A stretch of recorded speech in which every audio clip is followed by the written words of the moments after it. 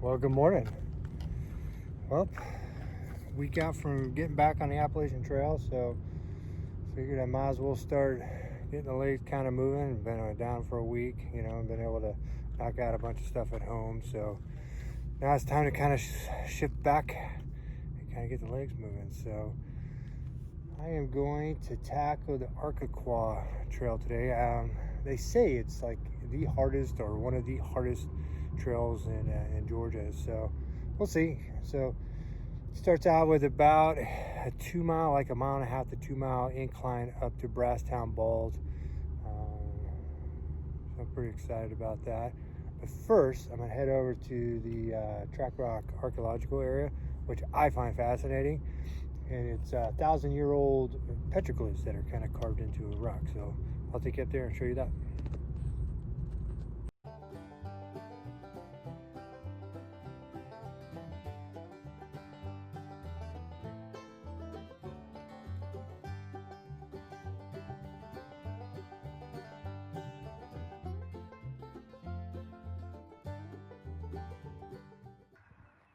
Yeah, walking up on that petroglyph site is really neat.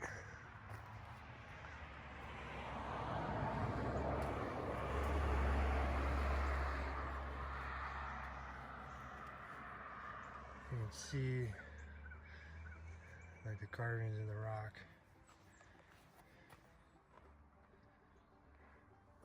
Of course, there's always some idiot that likes to, you know, paint and graffiti and stuff like that. So, but yeah, there's like all kinds of little signs and stuff like that. So, like, here's one that's really cool. It's a foot. So, yeah, carved like 1,000 years ago in these rocks. I think it has something to do with Indians believed that the animals at night went into the cracks in the rock. And just really a really neat little site. And, you know, be a tourist in your hometown. I just crossed the street. So that's kind of the plan today. Arkaquah Trail, Brasstown Ball, 5.5 miles.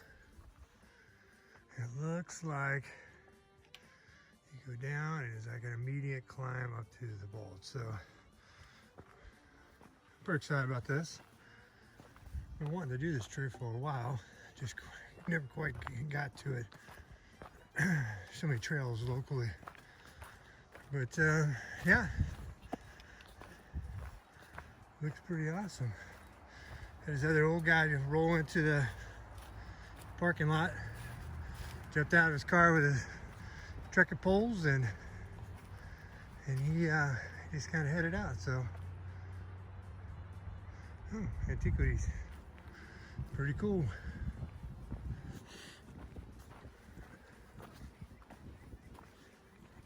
Feels good to be back outside, back on the trail. Looks like I'll be following green blazes today. All right, starting to climb.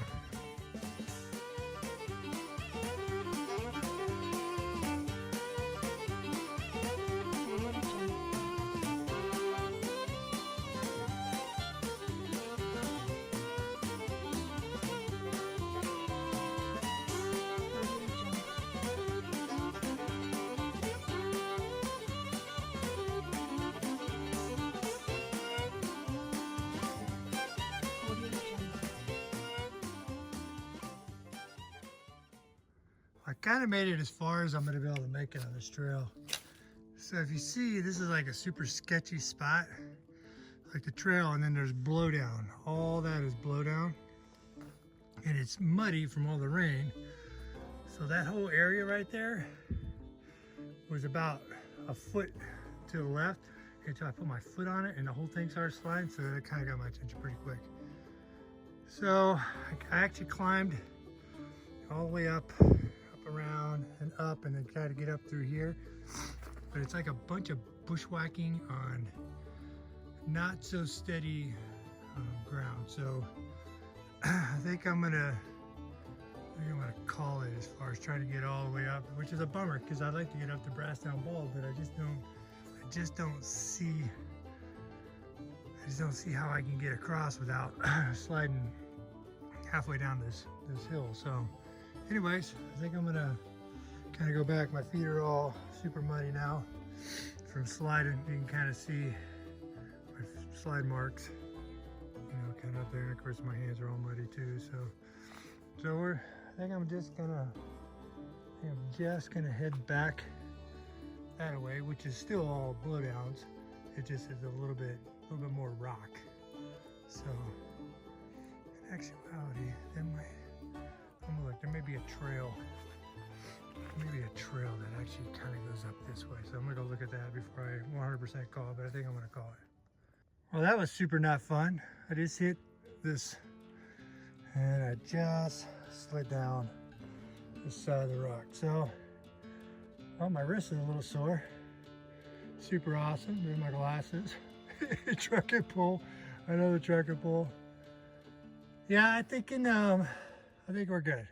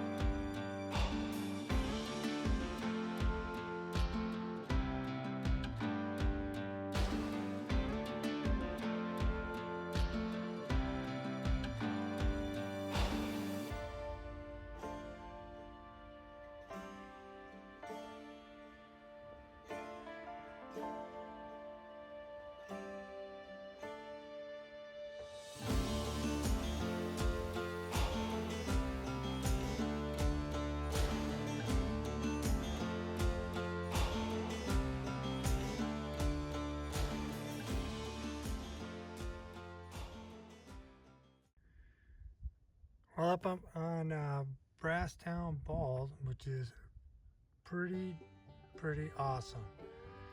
So kind of looking at the area up here, that should be Hiawassee down there, just to kind of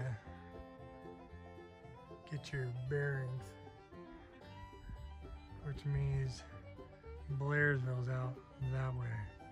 But what's pretty cool, now I do have the luxury of having a map in front of me, is that is Tray Mountain.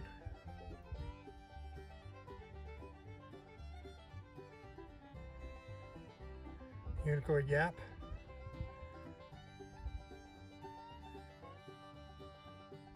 That is Blue Mountain. So those are big milestone mountains we're out on the AT.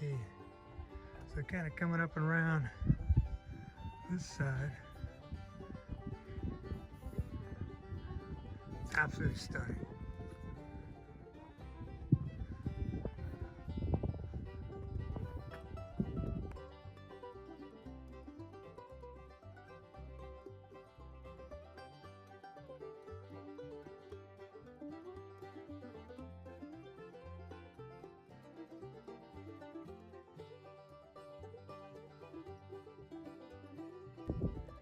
All right, here's another view.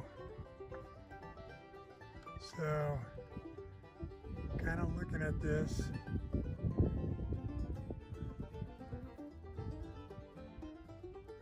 It looks like it's Blood Mountain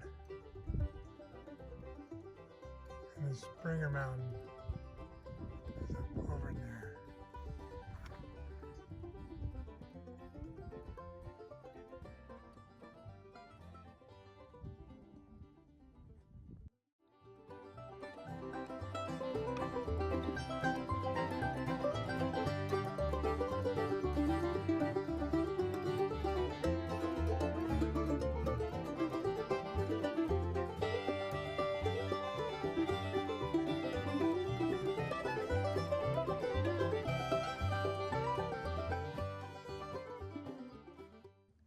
Here's that sketchy part that I kind of slid down right there. And I thought the trail kind of went that way, but in actuality it goes this way. So I just came down and you can kind of see some nice kind soul basically has a small rope that you could pull yourself up. Now I just came back down, so I had to use it to kind of slide down because it's just kind of pretty treacherous, you know. It's all mud and you can see there's still ice. There's still ice. So no worries. Made it down that part without breaking my neck, and everything's going good.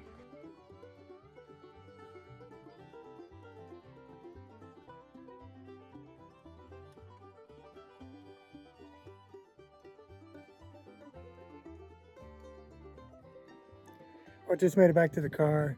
So all in all, it was 11.6 miles, 5.5 up and back, and then 0.6 from the parking lot all the way up to the bald area where the overlook section is. So really nice hike.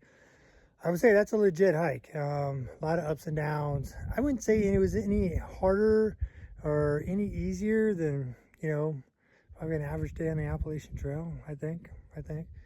My legs are definitely tired. I really haven't hiked much in the last week, so that's to be expected, you know, just to be a little tired. You know, kind of today, I listened to a podcast and it was fantastic. I try to take every single day and I try to learn something, or, you know, learn a new skill, you know, learn some new information, something that's, you know, actually useful and pertainable.